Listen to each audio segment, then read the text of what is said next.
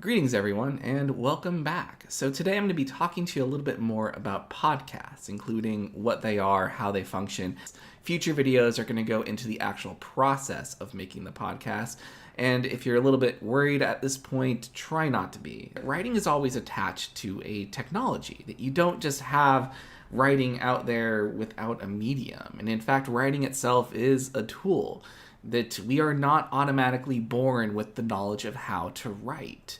So literacy is something that is developed, and in much the same way that you might have learned how to use a pen or pencil for handwriting, you can learn to use digital tools to convey messages to an audience. Sometimes I think there's a little bit of excess fear attached to this process, as though making a digital text is something above and beyond, when in reality it's just another way of interacting with the same strategies that you've developed throughout your previous coursework, throughout critical skills, throughout your second level education as a whole.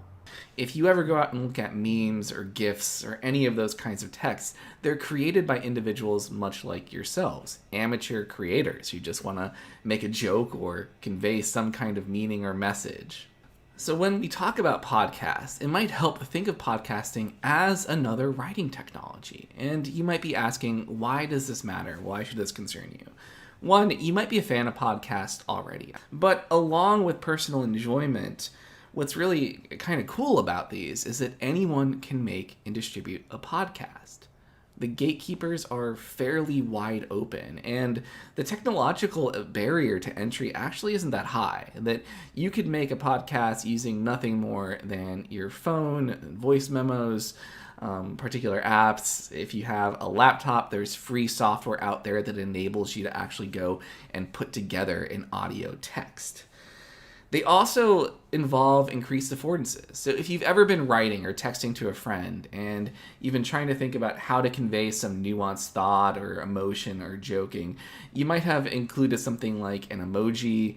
You might have included, the \s or \s to indicate sarcasm.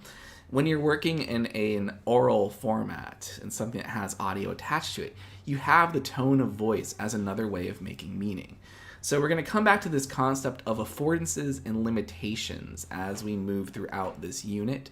And one of the affordances of podcasts is the ability to convey your mood, your emotions through tone, that it gives you another method of creating meaning. If you think back to the presentations you did last semester, this is where your delivery begins to matter. So think about it in these terms. You have a wide breadth of information devoted to the topic that you selected. You've done a lot of the legwork of gathering materials, of investigating a problem. You might have heard of the 3 appeals of rhetoric in a previous class or in second level, but they are ethos, pathos, and logos. I already mentioned ethos, which is the credibility of an author. Pathos is emotion. So emotional appeals grapple with getting someone to be invested. Logos deals with evidence. And so most typically it's kind of connected to logic, but really it deals with what is the evidence you're presenting. So if you, for example, as I know some groups have been doing, are looking at COVID-19, if you're looking at the coronavirus, then what you're attempting to do is gather evidence about that situation. And so when you're looking for, say, tier 1 sources about COVID-19, when you were looking for them, then you might have found other materials that grappled with the SARS and MERS outbreak in China, that might have dealt with the swine flu that was circulating several years ago, that all of those resources build into your logos, or the evidence that you're using to help support why you're recommending a particular course of action. Podcasts are audio files that are hosted by a centralized server that other individuals can go and download at will, which means there's not a production company, there's not a studio that's gatekeeping those resources. Anyone can make a podcast and anyone can download a podcast as long as you have the requisite tools to, like a smartphone or a computer. So you suddenly have a much wider audience. Now, it doesn't mean that all podcasts have to be targeted to the most general audience imaginable, but it does give you other affordances, such as the ability to build in emotion in different ways. As I mentioned previously, you have the power of your tone of voice to be able to convey mood, sarcasm, any number of techniques for delivering information that are going to be a little bit more information rich than just text or words on a page. You want to think about how the ability to build in more emotional appeals is going to shape the kind of content that you craft. You want to showcase that the information that you're sharing comes from a useful source. And eventually we'll talk about how to do that in an audio form or in the website that will accompany the podcast. Right now, what you should be doing to prepare for this assignment is, one, looking for models of podcasts. And so what does that mean? Go on Spotify, go on Apple Podcasts, go on Google Play, search Google Podcatcher into Google, and it'll give you a ton of applications that provide access to different podcasts. So is to find an episode of a podcast that you really enjoy. There are so many different topics out there, so many different podcasts. You don't need to limit yourself to ones that grapple with your topic. Find one that interests you. Listen to the episode as best as possible, and then share a link to it or just the name and title of it to your Microsoft Teams site. Once you've done that, on Microsoft Teams, in the post section, talk about what do you think makes that podcast effective? What are the qualities that you think make it a strong podcast? And most importantly, what do you think are some stylistic elements you could take from that podcast and apply to the one that you are going to make? So the goal here is to get a series of models of ideal texts that help convey or capture what makes a podcast effective. Because eventually you're going to be composing a script, and that script is going to take the highly technical, highly professional content and turn it into something that's going to be more suitable for conveyance through the spoken word, through an audio oral means. Along with sharing those podcasts, there's one other conversation that could really help you at this point, and that's determining what roles you want to occupy. Remember when we started the white paper assignment, we talked about the different roles that one could hold in a group, in a team, and how those roles interacted to ensure the success of the project as a whole. So with podcasting, there are a couple different roles that you're going to want to consider for this assignment. The first and the most broad is script writing. The script, the writing that goes into a podcast, is often the most important core text. And so even when you're listening to something that is just so beautifully composed or really beautifully spoken in a podcast form, it's likely the result of a pretty strenuous writing process.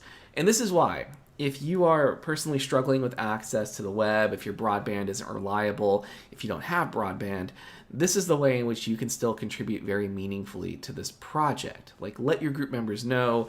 You should, through the group contact information sheet, have one another's phone numbers, but you could compose text that would serve as the basis for the podcast overall. The second component is really who might serve as the main voice or voices of the recording itself. Now, what I'm going to say is that when at all possible, everyone should be composing material, recording narration, recording your own voice, reading parts of the script to include in the final version. So wherever possible, everyone should have some role there. But certain individuals might be more gravitating towards the role of the host of the program or the co-hosts, the individuals who are going to be doing a lot of the legwork of bringing that script to life. So those are going to be people who are going to be sort of the voice. The next role is that of the editor. We're going to talk about the various ways, programs, platforms for building a podcast as we move ahead. And ultimately what it means is you're likely going to have a lot of individual audio files, things that you could record on your phone and upload to your team site. Someone's going to come along, take those raw files, pull them into a program or application, and mix them together. And this process is where you actually get to kind of have fun playing around with the affordances of editing and mixing. It's actually a really, really cool and not hard process. Honestly, it's really easy with some modern technology, but it's going to result in having kind of a collage of your voices, of your content coming together that isn't just a stream of consciousness rant. The final two roles deal more with the accompanying website, and I know from talking to some of the other instructors in the program that there was a little bit of concern about how to go about pulling together something like a website or a podcast. The websites that we're going to be creating are incredibly easy. They work on a what you see is what you get basis, which means you just kind of plug in content. A lot of it is simply writing down text, which you can even do in a Word document before you get to the point of copying it over to that platform. Again, I will be providing a tutorial that shows you how this process works, but it is very easy. So one role is definitely composing the content for the website that accompanies your podcast. And we'll go into that and what's a part of that as we move forward. And the final element is the reason why we're doing a website in, side by side with the podcast is that you might have graphs or data visualizations related to your topic that you want to share with your audience. And one of the limitations of podcasting is you can't really show something. You don't have a visual medium to convey information through. It's all audio. But what you can do is have as a kind of appendix information on a website, including charts and graphs, other bits of information that you think are going to serve as valuable supplementary materials for the individuals who are listening to your podcast. So think about the roles that are there. I'd say what you might want to do is in your Microsoft Teams group, discuss which two are the ones that you'd be most comfortable with. See if you can get coverage over them all. Remember that we're going to be asking that everyone, unless it's impossible, conveys information, like records themselves and produces audio to build into the podcast. But which of these roles do you think you would most gravitate towards? So we're going to end just with a little bit of the rationale that learning to make a podcast and the accompanying website gives you experience working in a new medium. It doesn't actually change a lot of the rules that we've discussed previously with writing, and it's not very different. You're simply using a new technology to convey knowledge to a group of individuals. It's the same in so many ways as sitting down with a piece of paper and a pencil.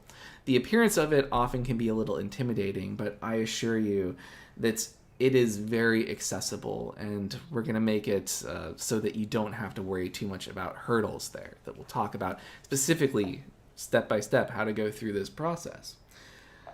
This also helps you demonstrate digital savvy.